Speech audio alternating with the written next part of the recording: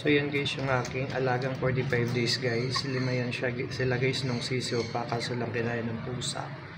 So natira 4. Ngayon nung 2 ko lang binili sila nung December 2. So isang buwan na sila guys sa akin.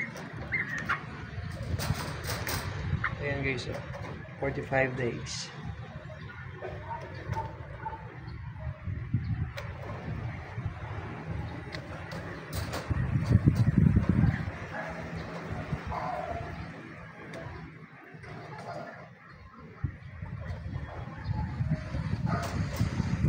Sobrang hangin dito ngayon guys.